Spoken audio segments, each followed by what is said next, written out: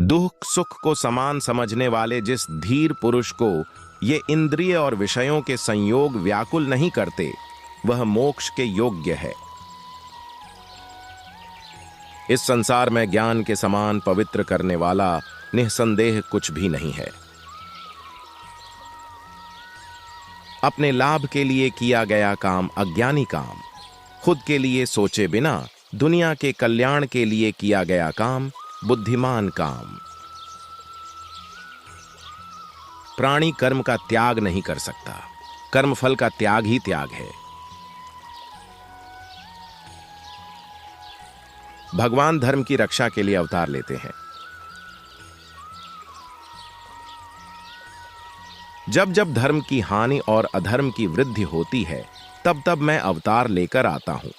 सज्जनों की रक्षा, दुष्टों का विनाश और धर्म की पुनः स्थापना, इन तीन कार्यों के लिए मैं प्रत्येक युग में प्रकट हुआ करता हूं। जो पुरुष शस्त्र विधि को त्याग कर अपनी इच्छा अनुसार मनमाना आचरण करता है, वह न तो सिद्धि को प्राप्त होता है, न परम गति को और न सुख को प्राप्त कर पाता है। भगवान का कोई प्रिय अप्रिय, अपना या पराया आदि नहीं है। उसके लिए सभी प्राणी प्रिय हैं, क्योंकि वे सबकी आत्मा है। जिस प्रकार मनुष्य पुराने वस्त्र उतारकर नए ग्रहण करता है, उसी प्रकार आत्मा भी पुराना शरीर छोड़कर नए शरीर को ग्रहण करती है। जब दो व्यक्ति एक दूसरे के निकट आते हैं, तो एक दूसरे के लिए सीमाएं और मर्यादाएं निर्मित करने का प्रयत्न करते हैं। हम यदि सारे संबंधों पर विचार करें तो देखेंगे कि सारे संबंधों का आधार यही सीमाएं हैं जो हम दूसरों के लिए निर्मित करते हैं। और यदि अनजाने में भी कोई व्यक्ति इन सीमाओं को तोड़ता है, तो उसी क्षण हमारा हृदय क्रोध से भर जाता है।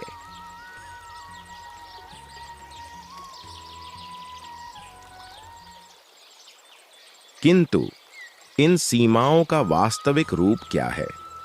सीमाओं के द्वारा हम दूसरे व्यक्ति को निर्णय करने की अनुमति नहीं देते, अपना निर्णय उस व्यक्ति पर थोपते हैं, अर्थात किसी की स्वतंत्रता का अस्वीकार करते हैं।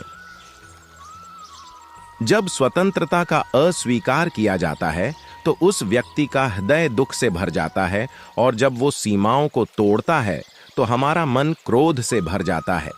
क्या ऐसा नहीं होता? पर यदि एक दूसरे की स्वतंत्रता का सम्मान किया जाए, तो किसी मर्यादाओं या सीमाओं की आवश्यकता ही नहीं होती। अर्थात जिस प्रकार स्वीकार किसी संबंध का देह है, क्या वैसे ही स्वतंत्रता किसी संबंध की आत्मा नहीं? स्वयं विचार कीजिए।